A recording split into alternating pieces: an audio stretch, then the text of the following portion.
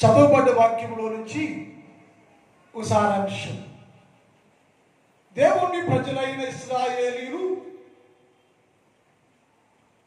దేవుని విసర్జించి వెళ్ళిపోతే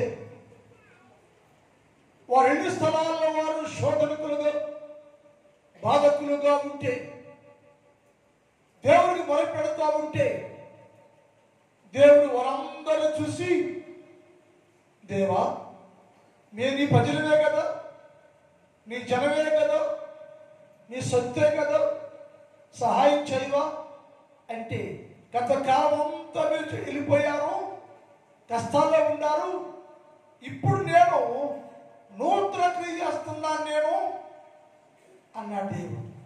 ఏంటయ్యా అంటే ఆయన చెప్పాడు, నేను నీకు మాట ఇచ్చితిని. అక్కడ పడ్డది, నేను నీకు మాట ఇచ్చితిని, దానిని నెరవేర్చదను. ఆ వాక్య మాట ఉంది, యెహోవా అనే నేను నీకు మాట ఇచ్చి ఉన్నాను, నేను దానిని నెరవేర్చదను. ఈ మాట యేస్కేలుతో మాట్లాడుతున్నాడు దేవుడు.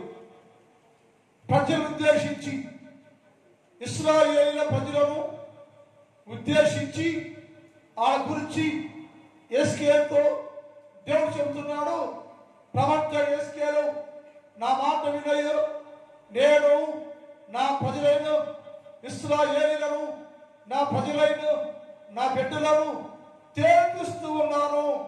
వారు నన్ను విడిచిపెట్టి వెళ్ళిపోయినాక శ్రమలో, కష్టాల్లో, బాధల్లో ఉన్నారు. అది నేను చూశాను, నేను ఎరిగి ఉన్నాను. అయితే ఒకసారి వాళ్ళు చెప్పాను, ఇశ్రాయేలు కూడా నేను మాట ఇచ్చాను, ఇశ్రాయేలుతో కూడా ఆ జనాంగంతో కూడా నేను మాట ఇచ్చాను, మీరు ఎప్పుడైనా తిరిగి నా తట్టు తిరిగితే, నా ముందు పశ్చాత్తాపం చెందితే, నా ముందు విజ్ఞాపన చేస్తే మీ అందరి ఎడల నేను కటాక్షము చూపొందునని మాట ఇచ్చానయ్యా. కాబట్టి యేస్కేలు ఎవరు ఉద్దేశించి నేను మాట ఇచ్చానో, ఎవరి కోసం నేను నీకు మాట ఇచ్చానో, నేను మాట ఇచ్చి తప్పే దేవుడు కాదు, నేను మనిషిని కాదయ్యా, మీ దేవుడైన యెహోవా నేను, మీరు ప్రేమిస్తున్న దేవుడని నేను.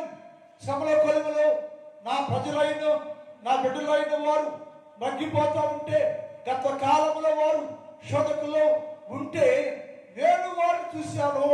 యేస్కేలు నేను నీకు మాట ఇచ్చాను, యేస్కేలు నేను నీకు మాట ఇచ్చా. ఏమిచ్చావయ్యా మాట?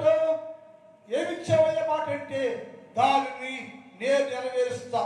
ఏమిటయ్యా అంటే దేవుడు చెప్పాడు, మిమ్మల్ని నేను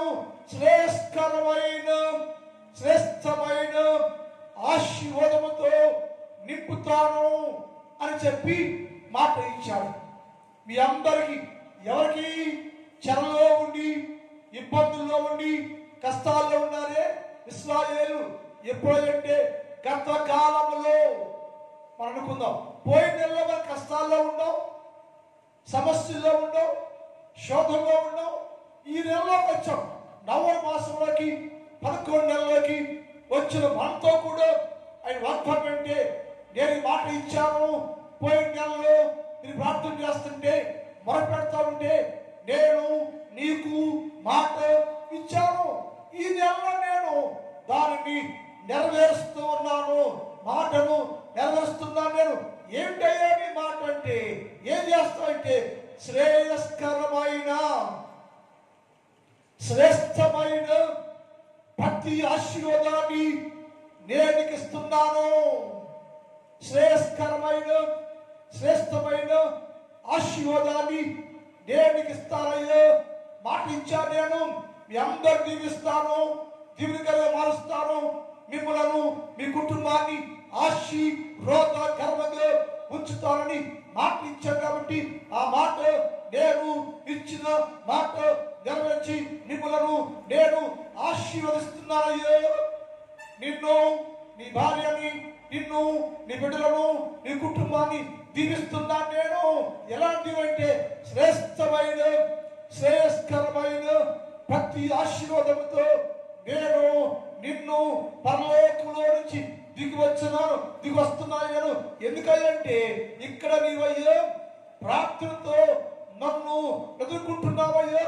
ఉదయకాలం లేచి లేచి నా సన్నిధిలో నువ్వు మోకరించావు కదా, ప్రార్థన చేస్తున్నావు కదా. నువ్వు ప్రార్థనతో నన్ను ఎదుర్కొంటా ఉంటే నేను దీవులతోటి నిన్ను ఎదుర్కోవటానికి పరలోకంలో నుంచి నేను దిగి వస్తున్నా. ఎలా అంటే శ్రేష్కరమైన ప్రతి ఆశీర్వాదం, ప్రతి మేలు నీకిచ్చి నిన్ను, నీ కుటుంబాన్ని, నిన్ను, నీ భార్యను, నిన్ను, నీ బిడ్డలను బహుగా దీవించి శ్రేష్టమైన దీవులతో నిన్ను నింపాలని నేను దిగి వస్తున్నాయ్యా. అది చేయించావు మాట చేయాలంటే ఏంటంటే నేను నీకు శ్రేష్టమైన ఆశీర్వాదం ఇస్తానని మాట ఇచ్చాను కాబట్టి ఆ శ్రేష్టమైన ఆశీర్వాదం ఇస్తానని చెప్పాడు. బైబిల్లో ఒక మాట 21వ కీర్తన 2:3 చదువుతాం. 21వ కీర్తన 2:3.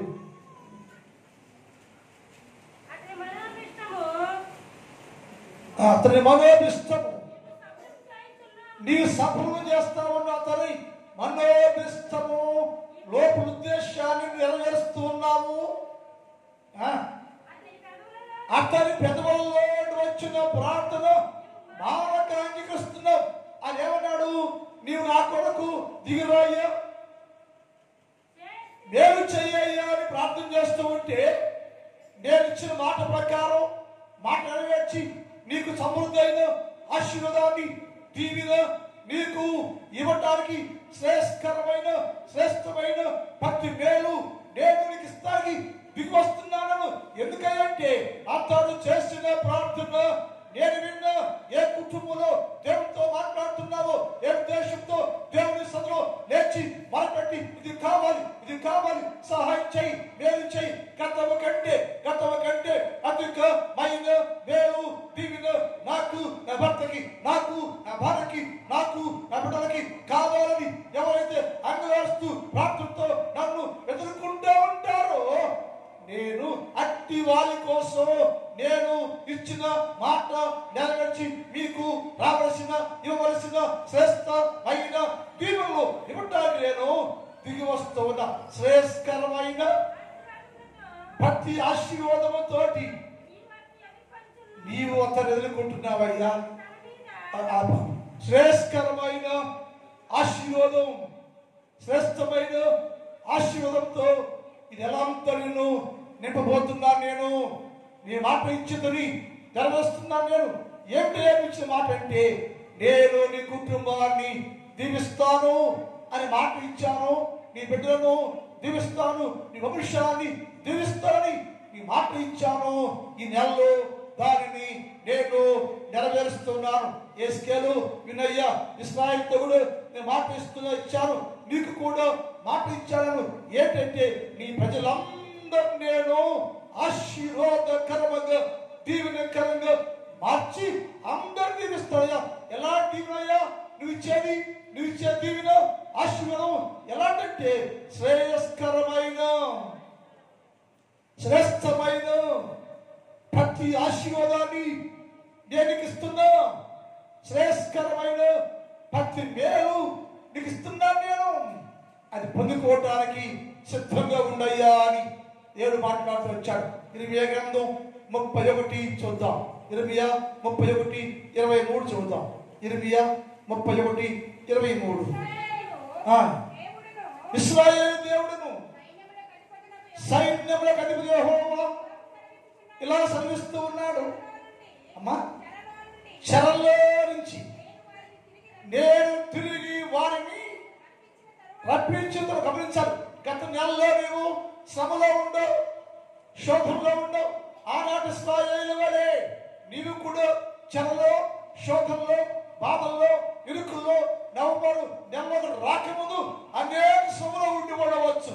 ఇశ్రాయేలు అయితే చెరలో ఉండేను, శ్రమలో ఉండేను, సమస్యల్లో ఉండేను, కష్టాల్లో ఉండేను, చెరలో పొంగిపోతూ ఉండేను. అక్కడ చెరలో ఉండి నాకు మొర పెడతా ఉంటే, ప్రార్థన చేస్తూ ఉంటే చెరలో ఉన్న వారి మొర్ర, ప్రార్థన విజ్ఞాపన నేను విన్నాను. చెరలో ఉండి వారు చేసే ప్రతి ప్రార్థన విజ్ఞాపన నేను విన్నాను. విని చెరలో ఉన్న ఇశ్రాయేలును తిరిగి నేను నా దగ్గర వెళ్ళిపోయారు. వాళ్ళు నా దగ్గర నుంచి ఎక్కడికి వెళ్ళిపోయారు? చెరలోకి వెళ్ళిపోయారు, కష్టాలకు వెళ్ళిపోయారు. కొన్నిసార్లు మనమే కష్టాలు తెచ్చుకుంటాం, కష్టాలు కొనుక్కుంటాం, మనమే కష్టాలు తెచ్చుకుంటాం. ఎందుకంటే దేవునితో సంబంధం లేకుండా జీవిస్తే, దేవుడే లేకుండా జీవిస్తే, దేవుడు లేకుండా జీవించే ప్రజలకి అన్ని కష్టాలు ఉంటాయి. కానీ ఒప్పుకోరు. ఈ కష్టం ఇంట్లో ఉంది, ఈ కష్టం నాకు వచ్చిందని ఒప్పుకోరు. ఎందుకని? వారి ధనము, వారి బలము, వారి హంగు వారిని ఒప్పుకోలేకుండా చేస్తూ ఉంటది. అందుకని దేవుడు చెప్పాడు, నన్ను విడిచిపెట్టారు కదా, వదిలేశారు కదా. దేవుని సన్నిధిలో భయం లేక, దేవుడితో సంబంధం లేకుండా ఉన్నప్పుడు మీరు నన్ను విడిచి వెళ్ళిపోయారు. నేను మీ అందరినీ చెరలోకి ఎట్టేశాను. నేను వారు అక్కడే ఉండి మొదలుపెడితే ఇప్పుడు నూతన క్రియ చేయబోతున్నా. నేను అప్పుడు ఇచ్చానే మాట, దాన్ని నెరవేరుస్తున్నా. ఎప్పుడైతే మనం దేవుని విడిచిపెడితే, నీ తెలియకుండా విడిచిపెట్టే చెప్పమనం నోటితోటి దేవుడు వదిలేస్తానయ్యా, దేవుడు వద్దయ్యా అని చెప్పం. నువ్వు చెప్పుకుంటూ హృదయంలో ఉండే అహంకార రూపంలో ఉంటుంది. అప్పుడు నోటితోనేమో దేవుడు బిడ్డ అంటాం, క్రియమో దేవుడు విశ్రమించాను అని చెప్తా ఉంది. అప్పుడు నీకు శ్రమ కలుగుతూ ఉంటుందని లేఖనాలు బైబిల్లో ఒక మాట ఇచ్చేస్తాను. 2 తిమోతి పత్రిక 4వ అధ్యాయం 10వ వచనంలో ఒక మాట ఉంటుంది. అక్కడ రాయి కనబడతాడు మనకి.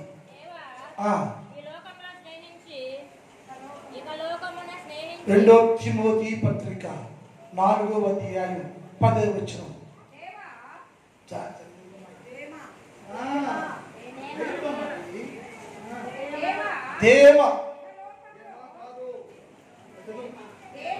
దేవ ఇహలోకమును ప్రేమించి నన్ను విడిచిపెట్టి వెళ్ళిపోయాడు. పౌలు గారు మాట్లాడాడు ఈ మాట. దేమ అనే ఒక ఆయన ఉన్నాడు, అది చాలా భక్తుడు, చాలా ప్రార్థనాపరుడు, విశ్వాసి, నన్ను కలిగిన వాడు, యేసుక్రీస్తు ప్రభువును ధరించుకున్నవాడు, నాతో చాలా సంవత్సరాలు దేవుడితో సహవాసం చేశాడు, సన్నిధి సహవాసం ఉంది, నాతో కూడా పరిచర్యలో సేవలో సహకారిగా ఉన్నాడు, నాతో కలిసి చాలా సమయాల్లో దేవుడితో కలిసి దేవుడి బిడ్డగా జీవించాడు. దేవా ఇప్పుడైతే దేవా అనే వ్యక్తి నా జ్ఞానం ఉంది, తెలివి ఉంది, బలం ఉంది, బుద్ధి ఉంది, విద్య ఉంది, అన్ని హక్కులు నాకుండి అని లోకాన్ని ప్రేమించి, అంటే దేవుడితోనే ఉన్నాడు, పౌరుతోనే ఉన్నాడు, పౌరుతోనే ఉంటున్నాడు. దేవుడితో విశ్వాసే, దేవుడు కలిగిన వ్యక్తి, భక్తి కలిగిన వాడే, రక్షణ కలిగిన వాడే, ప్రభువుని కలిగిన వాడే, దేవుడితో నడుస్తున్న వ్యక్తే, పౌరు సహవాసం ఉన్నవాడే, పౌరుతో కూడా జీవించిన వ్యక్తే, పౌరుని వెంబడించి పౌరు దగ్గర వాక్యాన్ని నేర్చుకుని పౌరుతో సమానంగా జీవించిన వ్యక్తి ఈ దేవే. అతడు ఏమైతే ఇక్కడే ఉంటున్నాడో, దేవుడితోనే ఉన్నాడు, పౌరుతోనే ఉన్నాడు, దేవుడితోనే ఉన్నాడు, పౌరుతోనే ఉన్నాడు, విశ్వాసిగా ఉన్నాడు, లోకాన్ని ప్రేమించను. నేటి క్రైస్తవ్యం, ఆనాటి ఇశ్రాయేలు కూడా అలాగే ఉన్నారు, దేవుడితోనే ఉన్నారు, దేవుడు గమనిస్తూనే ఉన్నారు. ఇశ్రాయేలు యూదులమేమో చెప్పుకుంటూనే ఉన్నారు, లోకాన్ని ప్రేమిస్తున్నారు, పాపాన్ని ప్రేమిస్తున్నారు, పాప సంబంధం విడిపారు. లోపలేమో పాపం ఉంది, లోపలేమో లోకాన్ని చూస్తున్నారు. అయితే వాళ్ళు ఏ సైన్యమో నామకార్థంగా ఆచారంగా పట్టం పెట్టుకుని యేసు రూపాన్ని లోకం చూస్తున్నాడు. కానీ అతడు దేవ అనబడే ఈ విశ్వాసి, ఈ భక్తుడు ఏమైపోయింటే అతడితోనే ఉండి అనగా పౌలుతోనే ఉన్నాడు, పరిచర్యలోనే ఉన్నాడు, దేవుడితోనే ఉన్నాడు. కానీ అతను లోపల ఉంటే అతను అంతా లోకాన్ని ప్రేమించాడు. నేత్రాశ, శరీరాశ, జీవపుడమ్ము అని దాన్ని యేసయ్య బిడ్డగా ఉండి అతడు దేవాగా ఉండి పౌలు గమనించిన వ్యక్తి లోకమును ప్రేమించి నన్ను విడిచిపెట్టేశాడు. అక్కడ లోకాన్ని ప్రేమించాడు, నన్ను విడిచిపెట్టేశాడు. దశలోని ప్రేమించాడంట, వెళ్ళిపోయాడ. పౌలు ఎక్కడుంటే అక్కడే ఉండాలి. నిజంగా పౌలునే ప్రేమిస్తే, పౌలునే స్నేహిస్తే, యేసయ్యనే ప్రేమిస్తే, యేసయ్య పక్షంలో పౌలు అయితే నువ్వు దేవుడిని ప్రేమించాలా? నిత్యము యేసులాగా ఉండే పౌలునే ప్రేమించాలి. పౌలు ఎక్కడుంటే పౌలుతోనే ఉండాలి, పౌలులాగా ఉండాలి, పరిచయంలో ఉండాలి, పౌలుని హత్తుకొని ఉండాలి నువ్వు. ఎందుకంటే రక్షించబడ్డావు కదా, భక్తులు ఉండాలి కదా, క్రైస్తవులు కదా, నిత్యము దేవుని సన్నిధిలో ఉండాలి నువ్వు. ఇక్కడే ఉన్నట్టు ఉంటున్నావు. అసలు పౌలు ప్రేమించట్లా, దేవుడిని ప్రేమించట్లా. అతడు ఏమి లోకాన్ని ప్రేమించి అతడు దాన్ని విడిచి దశలోనికి వెళ్ళాను. దశలోనికి లేదంట, పౌలు దగ్గర లేనిది, పౌలు దగ్గర లేనిది, పౌల స్థలంలో లేనిది, దేవుడి దగ్గర లేనిది, దేవుడు ఇవ్వలేనిది, పౌలు ఇవ్వలేనిది, పౌల దగ్గర లేనిది దశలోని సంఘములు ఏముందయ్యా? ఏముంది అక్కడ? పాపం ఉందా? లోకం ఉందా? ఏముందని ఇక్కడ విడిచిపెట్టి దేవుడు విసిచ్చే స్థలాన్ని, దేవుడి సంఘాన్ని, దేవుడి మందిరాన్ని, దేవుడి ఇంటిని, పౌలు గారిని, సేవను విడిచిపెట్టేసి నీవు దశలోనికి వెళ్ళావంటే వెళ్ళినటువంటి దేవా ఏమయ్యాడంటే కంప్లీట్ గా ఆత్మలో కుప్ప కూలిపోయాను. ఆత్మలో పదార్థం అక్కడ ఆత్మలో కుప్ప కూలిపోయాను, ఆత్మలో ఇరిగిపోయాను, ఆత్మలో పడిపోయాను, స్థిరత్వం కోల్పోయాను, దేవుడు కూర్చున్నాక దేవుడు కనపడకపోయాను. ఎన్ని పోయాడు తెలుసా?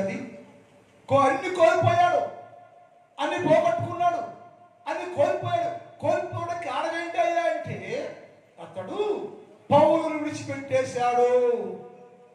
ఇశ్రాయేలు కోల్పోవడానికి కారణం ఏంటంటే దేవుడు విడిచిపెట్టేశారు. యేస్కేలు మాట వినలేదు. ప్రవక్త అయిన యేస్కేలు అనేక సందర్భాల్లో హెచ్చరిస్తే, గర్తిస్తే లోపడక మాట వెనక వారు తిరుగుబాటు దారులుగా ఉన్నందువల్ల వారందరూ చెరలోకి వెళ్ళిపోతే ఈ బడేసయ్యా అయ్యా గత కాలం అంతా మీరు చెరలోనే ఉన్నారు. ఇప్పుడైతే నేను మీ ప్రార్థన విన్నాను, నడిచిపెట్టారు, లోకంలోకి వెళ్ళిపోయారు, ఐగుప్తులకు వెళ్ళిపోయారు, బబులోనికి వెళ్ళిపోయారు, చెరలోకి వెళ్ళిపోయారు. అది లోకం. అయితే అక్కడ నుంచి నేను లోకములో నుంచి, చెరలో నుంచి, బబులో నుంచి, ఐగుప్తులో నుంచి, లోక సమాజ జీవితాల్లో నుంచి మీ అందరూ నేను తిరిగి వెనక్కి తీసుకురావాలి అనుకుంటున్నా. ఏంటయ్యా నుంచే శ్రేష్టమైన ఆశీర్వాదం ఏదంటే నీకు విడుదల ప్రకటించడమే శ్రేష్టమైన ఆశీర్వాదం అయ్యా. నీకోసము నేను శ్రేష్టమైన ఆశీర్వాదాన్ని సిద్ధము చేసి ఉంచాను. నేను నీకోసమే. ఎందుకంటే నేను ఇప్పుడు దాన్ని సిద్ధం చేస్తున్నా. నేను మాట ఇచ్చాను కదా, ఆ మాటను నెరవేరుస్తున్నా. నీ కొరకు నేను శ్రేష్టమైన ఆశీర్వాదాన్ని తీసుకొని నీకు ఇవ్వటానికి నేను పరలోకం నుంచి భూలోకానికి దిగు వస్తున్నా. ఎవరికయ్యా అంటే చెరలోకి వెళ్ళిపోయి నన్ను, నా ప్రవర్తనను, నా సేవకుడిని విడిచిపెట్టి పరలోకం నుంచి దేవుడిపై జీవిస్తాను. నీకు నేను ఎప్పుడు దయ కలిగి, ప్రేమ కలిగి ఈ నెల మొదటి ఆదివారం నేను నీకు ఇచ్చిన మాట నెరవేరుస్తున్నా. మీ అందరి జీవితాలలో సంపూర్ణమైన ప్రతి ఆశీర్వాదనగా శ్రేష్టమైన దీవెన నేను మీకు ఇస్తున్నా. ఆ వాక్యం పూర్తి చేయమా.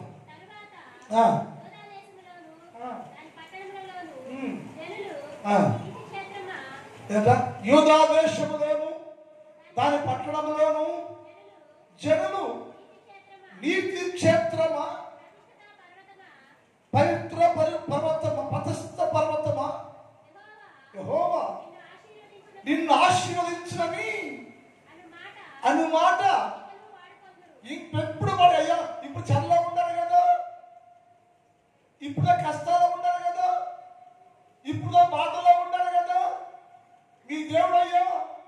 ఇచ్చిన మాట ప్రకారం మాట కోసం మీ అందరినీ చారదీసి సమకూర్చారయ్యా. నీతి క్షేత్రమా, ప్రతిష్ఠిత పర్వతం అనబడే యెరూషలేమా, ఇశ్రాయేలులారా, నీ బయటకు వచ్చేటప్పుడు దేవుడు దీవిస్తున్నాడు. దేవుని ఆశీర్వాదము నీ కుటుంబంలోకి సమృద్ధి వచ్చింది. ఇక్కడ నుంచి అందరూ మీ కుటుంబాన్ని దీవించిన వాడు ఎవరయ్యా? మీ కుటుంబానికి ఈ ఆశీర్వాదము ఇచ్చింది ఎవరయ్యా అని నిత్యము యేసుక్రీస్తు ప్రభువుల గురించి చెప్పుకొనక మానవయ్యా. ఎందుకంటే ఆయనే నిన్ను విడిపించాడయ్యా. ఆయనే నిన్ను నీకు ఇచ్చిన మాటను నెరవేర్చి విడవక ఎడబాయక విడిచిపెట్టేసినా వదిలేసిన పాపంలో ఉంటున్నా మార్మనసు పొందకపోయినా రక్షణ పొందకపోయినా ఆయనే మాత్రం నిన్నే ప్రేమిస్తున్నాడు కనుక యేసుక్రీస్తు ప్రభువుల వారు ప్రేమ కలిగిన దేవుడు కనుక నిన్ను నీ కుటుంబాన్ని దీవించడానికి ఎప్పుడు సిద్ధముగా ఉన్నవాడు కనుక ఆయన మాటించాడు. కాబట్టి తన మాటను నెరవేర్చి నిన్న ఆయన శ్రేయస్కరమైన భక్తి ఆశీర్వాదంతో ఎదుర్కొంటూ బయటకు వస్తే దీవిస్తుంటే ఆయన అన్నాడు, నీతి క్షేత్రమా, ప్రతిష్ఠిత పర్వతమా, నీవు ఆశీర్వదించబడ్డావు. నీతి క్షేత్రమా, ప్రతిష్ఠిత పర్వతమా అనే నీవు చదవండి. యెహోవా నిన్ను ఆశీర్వదించదని అనే మాట ఎవరో చెప్పుకోరు మారు కనుక ఈ జీవులు ఎక్కడే నీకు మనం అడిగేది మనం అంటాం, నేను పెద్ద కష్టపడాలండి సంపాదించుకున్నా అంటాం మనం. వారు అంటున్నారు, మీకు ఈ దీవులు ఎక్కడయ్యా? ఈ దీవులు ఎక్కడిది? ఈ దీవులో ఈ శ్రేష్టమైన ఆశీర్వాదం ఎక్కడ? ఎందుకంటే నీ దేవుడైన యెహోవా నిన్ను దీవించాలని జనులు చెప్పుకోకుండా అనరట. చెప్పుకుంటాడు ఎక్కడ ఇన్ని దీవులు ఎక్కడ అంటే దేవుని వల్ల నేను ఇది గొప్పయ్యానయ్యా. ఈరోజు నీకు మొక్కజొన్న పంట పండి నీకు 10 లక్షలు వచ్చింది. ఎవడన్నా నేను మా దేవుడు నన్ను ఇంత చేశాడయా అని చెప్పానా? ఏంటి అనుకుంటా మేము నువ్వు దీవించబడుతున్నావంటే నీ సామర్థ్యం కాదు, నీ పొలం పట్టిందంటే నీ సామర్థ్యం కాదు, దేవుడే నిన్ను, నీ భూమిని, నీ కుటుంబాన్ని ప్రతిరోజు ఆశీర్వాదకరంగా శ్రేష్టకరమైన దీవెనలు ఇస్తుంది. దాంతో దేవుని అయ్యా, దేవుడు ఇచ్చాడయ్యా, దేవుడు కూడా అని చెప్పు. నేను ప్రార్థన చేశా, నేను మోకరించా, నేను ప్రభువుని అడిగా. ఏం అడిగింది? దేవుడు ప్రతి భాష ముందు నా దేవుడే ఉండాలి. మన నిమిత్తం మాత్రం అయోగ్యులు మనలో ఏం లేదు. నా దేవుడయ్యా, నా పట్ల గొప్ప కార్యశయ్యా, నా దేవుడయ్యా నా కుటుంబం దీవించడయ్యా, నా దేవుడయ్యా నా కుటుంబం రక్షించడయ్యా, దాంతో దేవుని వల్ల కలిగిందయ్యా, దాంతో దేవుడు ఇచ్చాడయ్యా అన్నట్టు. అదేమంటే నీతి క్షేత్రమో, ప్రతిష్ఠిత పర్వతమో, ఇంతగా దీవించబడ్డావంటే, ఇంతగా హెచ్చించబడ్డావంటే, హెచ్చింది అనుకుంటా అంటారంటే అయ్యా ఈ దీవెనంతుని దేవుడు ఇచ్చిందే కదా, ఈ దీవెనంతుని దేవుడు ఇచ్చిందే కదా. ఇంత గొప్పవి అవ్వటానికి కారణము దేవుడు ఇచ్చింది కదయ్యా. నేను సో పని చేశాను. నేను సైకిల్ షాప్ ఉంది, దానికి మన గుడి ముందే ఉంటుంది. ఆ గుడి పంచులు వేస్తూ ఉంటాడు. సైకిల్ షాప్ ఉంటుంది. ఆ చెయ్యి ఇలా ఉంటుంది, చేతి వేళ్ళు ఇలా వంగి ఉంటాయి. అంటే దానికి లెపర్సీ ఉండేది అనుకుంటా, కుష్టి వ్యాధి ఉండేది. సైకిల్ షాప్ పంచులు వేస్తూ ఉండేవాడు. సైకిల్ తుడుస్తూ ఈ ఆ టౌన్లోకి 10 పాస్టర్లు అందరూ సైకిల్ పెట్టి బస్సు ఎక్కాల. అందరూ పాస్టర్ గారు సైకిల్ పెడితే అలా వెళ్ళిపోయాక అందరూ సైకిల్ తుడుస్తూ ఉంటాడు ఆయన, ఫ్రీగా డబ్బులు తీసుకోకుండా. ఇలా సైకిల్ తుడిచి ఒక రోజు సన్నిధికి వచ్చాడు ఆయన. అయ్యా నా సాక్షి చెప్తున్నాడు అన్నాడు. ఏంటన్నా? అయ్యా నా చేతిలో కుష్టి వ్యాధితో ఉండేదయ్యా, ఏ మందు లేదు, ముందు వేసుకునే స్తోమత కూడా నాకు లేదు. ఇలాగే ఈ పంచులు వేసుకొని డబ్బు వస్తే బతికానయ్యా నేను. ఇప్పుడయ్యా పాస్టర్ గారు సైకిల్ తుడుస్తూ ఉన్నాడు నేనయ్యా. వాళ్ళు ఆ సేవకులు వాడికి సైకిల్ తుడిస్తేనే నాకు ఇచ్చిపోయిందయ్యా. హల్లెలూయా, హల్లెలూయా. ఆ దేవుడు నా జీవితాన్ని మార్చాడయ్యా. నా స్థితి మారిపోయిందయ్యా. ఇప్పుడు బాగా పని చేయగలనయ్యా అన్నాడు. ఆయన ఒకే కూతురు, ఆమె కష్టపడింది, చదివింది.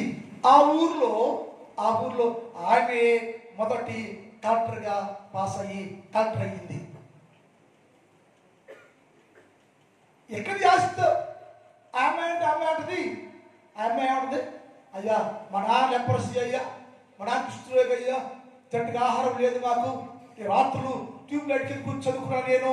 బజార్ లైట్కి వచ్చి అందరూ పడుకున్నాక బజార్లోకి వచ్చి బజారు లైట్ల కింద వీధి లైట్ల కింద కూర్చొని చదువుకుంటే పరీక్షలు రాసి నేను కలెక్టర్ అయ్యా. ఇదంతా అయ్యా మా నాన్న కదయ్యా, నాది కదయ్యా, మా దేవుడైనా యేసుక్రీస్తు ప్రభుయ్యా ఇంత హెచ్చించాడయ్యా అంటుంది.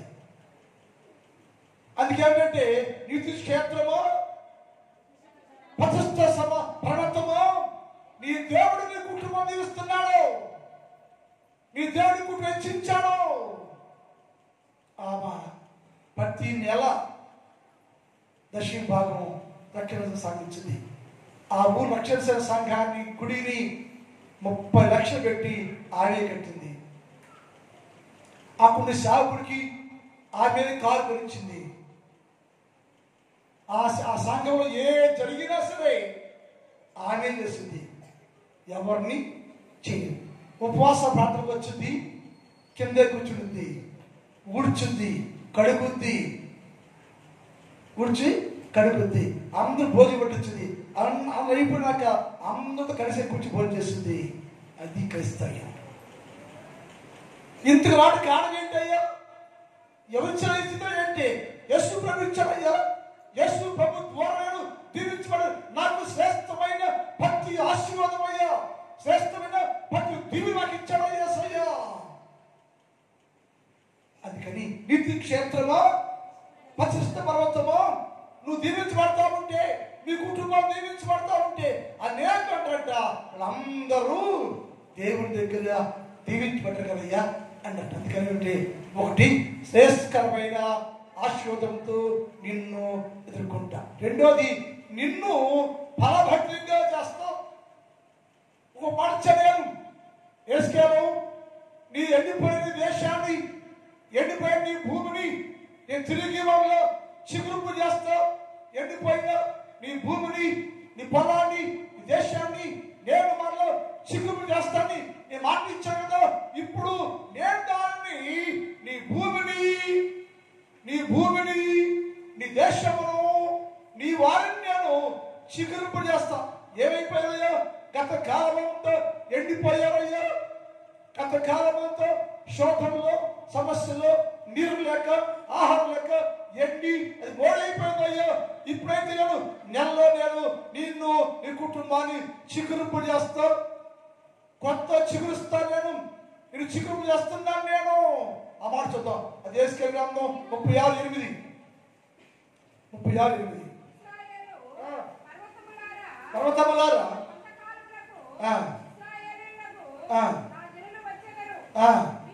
మీరు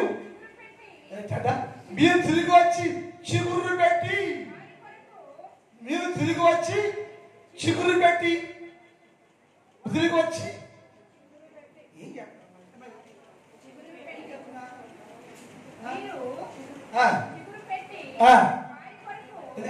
గమనించండి. మీరు చిగురు పెట్టి వారి కోసం మీ పొలం పండిస్తారు. ఎవరి కోసం? వారంటే ఇశ్రాయేలీయులు, దేవుని ప్రజలు.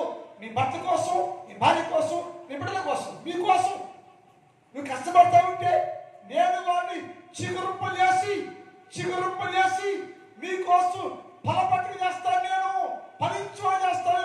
నేను చేస్తా, మీరు కాదు. నేను నీ భూమిని, నీ కుటుంబాన్ని నేను చిగురింపు చేస్తానండి, ఫలభద్రం చేస్తాను. చిగురు పడేస్తాను నేను. ఎలా అతను ఏమైంది అతనిదంటే ఎండిపోయింది, మోడైపోయింది, నలిగిపోయింది, కాపే లేదు, ఫలమే లేదు, పంట లేదు, జీవితం వాడిపోయింది, కుటుంబం వాడిపోయింది, స్థితి వాడిపోయింది, అన్ని వాడిపోయింది, ఎండిపోయింది. ఇప్పుడైతే నేను దానికి శ్రేష్కరమైన ఆశీర్వదిస్తున్నాను. ఏంటంటే ఒకటి ఆశీర్వాదం అంటే అన్ని ఇస్తున్నా నీకు. రెండు, ఎండిపోయిన నీ పొలమును, నీ హృదయాన్ని, ఎండిపోయిన నీ పొలమును, ఆత్మీయ స్థితిని, ఎండిపోయిన యోధ జాతిని, పరిస్థితిని నేను మరలా చిగురింపు చేస్తానయ్యా అని మాట ఇచ్చాను కదా యేసుకేలు. దాన్ని ఇప్పుడు నెరవేరుస్తున్నా. ఒకవేళ మన జీవితాలు, మన కుటుంబాలు, మన పొలాలు, మన పంట చిగురించలేదయ్యో, పాడైపోనుకుంటున్నావా, ఏ దిగులు పడద్దు. నా దేవుడు నీతో కూడా ఉన్నాడు అని మాట ఇచ్చాడు. మాట తప్పే దేవుడు కానే కాదు అంటాడు. నేను నీవు ఎండిపోయిన దాన్ని అందరూ సమకూర్చి తల్లి తల్లి మీరు చిగురు పెట్టి వారి కొరకు మీరు ఫలములు ఫలించదరు. నేను నీ పక్షంగా ఉన్నాను. అందరూ తల్లి కదా. హల్లెలూయా, హల్లెలూయా. దిగులు పడద్దు. నేను ప్రేమిస్తున్న దేవుడు యేసు ప్రభువు వారికి పక్షంగా ఉన్నాడు. నేను మాటలు ఇచ్చాను, శ్రేష్టమైన దీవిస్తాను చెప్పాను, ఇస్తున్నాను. అలాగే చిగురు చేస్తాను, ఫలింపు చేస్తాను, ఫలభట్టులు చేస్తాను అని చెప్పి నేను దాన్ని చేస్తా ఉన్నాను. నేను నీ దేవుడనయ్యో, నీ పక్షంగా ఉన్నాను, నేను నీతో ఉన్నాను, నేను నీ పక్షం నుంచి ఉన్నాను. నువ్వు ఊరినే ఉన్నంతే, నువ్వు ఊరకే ఉన్నంతే. నేను మాత్రం నిన్ను, నీ పొలాన్ని, నీ పంటను, నీ కుటుంబాన్ని, నీ దేశాన్ని చిగురింపు చేస్తా. యెషయా గ్రంథం 37, యెషయా 37, 31, యెషయా 37, 31. యోధా వంశములు, అమ్మా, యోధా వంశంలో తప్పించుకున్న దేశం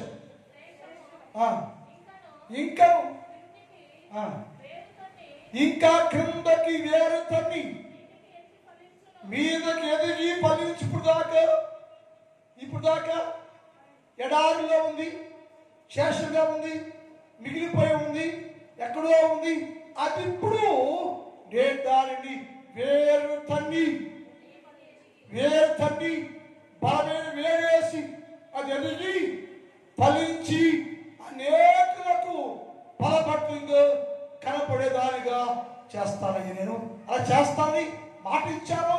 క్రైస్తవుడు, ఒకవేళ నీ జీవితం ఎండిపోయిందా, నీ ఏరు లేకుండా, నీ ఏరు అనేది ఎండిపోయి, ఆత్మీయ జీవితము ఎండిపోయి, ప్రార్థన జీవితము ఎండిపోయి, లేక నీ ఫలమే ఎండిపోయి, దేశమే ఎండిపోయి ఉంటే ఇప్పుడేసి అన్నాడు, నేను మాట ఇస్తున్నాను, దాన్ని నెరవేరుస్తున్నాను. నేను ఏమిటంటే నీ చిగురు నేను మరలా చిగురుపు చేస్తా. నీ వేరు తన్ని గొప్ప చిగురు కలిగి ఉండేవాడిగా నేను చేస్తాను.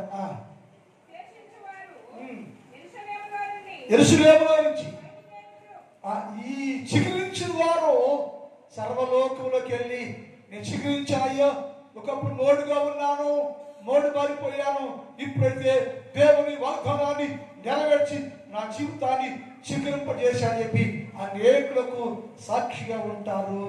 యెషయా గ్రంథం 27:6 చదువుదాం. యెషయా 27:6 చదువుదాం. రాబో దినములలో యాకోబు వేరుపాలును, ఇశ్రాయేలు ఇశ్రాయేలు చిగురిస్తాను చెప్పేటవయ్యా. నేను ఇశ్రాయేలు అందరూ చిగురు పెడతారు, ఫలిస్తారు, చేస్తా చెప్పే కదా. ఇప్పుడు చేస్తున్నాను నేను. అందరినీ తిరిగి రప్పించి వారిని తోడుకొని వచ్చి వారిని నేను మరలా చిగురింపు చేస్తున్నాను. ఇశ్రాయేలు అందరూ, యాకోబు కుమారులందరూ, క్రైస్తవులందరూ, దేవుని పిల్లలందరూ ఎలా ఉంటారో ఏంటి ఎలా చిగురించి పోయిను వారు భూలోకమును వాళ్ళు మారి వాళ్ళు ఫలించి భూలోకాన్ని కూడా తల్లకములు చేసి ఫలభద్రంగా మార్చేవారుగా వచ్చిన ఊళ్ళో 100 సంవత్సరాలు విశ్వాసం ఉండాలి. ఎవరైనా ఒకరు నువ్వు ఫలించి ఒక వ్యక్తిని ఈ గుళ్ళు తెచ్చావా? మన ఊర్లో నుంచి ఉండవాళ్ళకపోతున్నారు. ఇడయా లేదా ఆనందరా అని ఎక్కడ ఏముండదు. బతుకుని ఆత్మశుద్ధి లేదా ఆచారం లేదా, చిత్తశుద్ధిలో పూజ లేదా, కల్పశం కడుపులో ఉంచుకొని విశ్వదాభిరామి బతుకులో మార్పు లేకుండా ఏ దేశానికి వెళ్ళినా, ఏ సంఘానికి వెళ్ళినా, ఏ గ్రామానికి వెళ్ళినా ఉపయోగం ఏమి. No change, no growth. బతుకులు మారిపోయింది. నీ క్రియది, నీ క్యారెక్టర్ అది, నీ విశ్వాసం చెప్పడానికి ఏది స్థిరమైంది? ఏది లేదు అని అన్నాడు. వారు చిగురించి భూలోకాన్ని ఫలవంతం చేస్తున్న వారు మారారు, వారు చిగురించారు. దాంతో మా దేవుని వల్ల మేము చిగురించామని చెప్పారు. అంతేకాకుండా భూలోకంలోకి వెళ్ళి అనేకులను మార్చి, అనేకులను ఫలింపజేసి, అనేకులను నీతి క్షేత్రంగా మార్చే వారిగా ఉన్నారయ్యా. వారు ఫలభర్తం చేస్తున్నారు, వారు ఫలించారు, భూలోకాన్ని చిగురింపజేస్తూ ఉండెను. వారు ఫలించారు. ఎండిపోయేటప్పుడు దేవుడు మాటిచ్చాడు, మాటిచ్చి నెరవేస్తే అందరూ ఫలించారు, అభివృద్ధికి వచ్చారు. అంతేకాకుండా వారు ఫలించి ఇతరులు కూడా చిగురింపు చేస్తున్నారు. మనం చెప్పుకుంటాం కదా, ఇక్కడ ఉంటాయి సేవ్ టు సేవ్. ఇది సాల్వేషన్ అని పుస్తకం చెప్పేసచ్చు. ఇది ప్యాషన్ ప్రాసెస్ కానీ ఈ మాటను చాలాసార్లు చెప్పాను. ఎందుకు సేవ్ టు సేవ్. నువ్వు రక్షించబడు, ఇతరులు రక్షించు. నువ్వు మారు, ఇతరులను మార్చు. నువ్వు ఫలించు, ఇతరులు ఫలింపు చెయ్యి. నువ్వు మారకుండా ఇతరులు మార్చలేదు, నేను మారుస్తా. ఆ తప్పు నా దగ్గర ఉంది. చాలా మంది ఈ భూలోకంలో చాలా మందిని కన్నా నేను, చాలా మందిని. సో నేనేమిటంటే నువ్వు మారాలి. ఇశ్రాయేలు ఎండిపోయారా? ఇశ్రాయేలు ఎండిపోతే ఆయన అన్నాడు, మీరు ఫలించండి, లోకంలోకి వెళ్ళండి, లోకంలో అనేకులు ఫలభర్తన చేయండి అని చెప్పాడు. అంటే నేను మాట ఇచ్చాను కదా, ఎండిపోయిన జీవితాన్ని ఫలభర్తన చేస్తాను అని చెప్పే కదా. ఎండిపోయిన బతుకలు ఫలభర్తన చేస్తా చెప్పే కదా. ఫలింపు చేశాను, ఫలింపు చేస్తాను. ఒకటేమో నేను మాట ఇచ్చాను. ఏంట మాట? శ్రేయస్కరమైన ప్రతి ఆశీర్వాదంతో నిన్ను నింపుతాను చెప్పాడు, నింపుతున్నాడు. రెండోది నిన్ను ఫలభర్తంగా చేస్తాను చెప్పాడు, ఫలింపు చేశాడు. నీ భూమిని, నిన్ను, నీ గర్భాన్ని, నీ సంతానాన్ని ఫలభర్తంగా చేసి గొప్ప చేశాడు. నువ్వేం చేయంటే అనేకులకు ఆ ఫలాన్ని చూపించేవారుగా ఉంటే మంచిది. ప్రార్థన మళ్ళీ కనుక చిన్న ప్రార్థన చేద్దాం.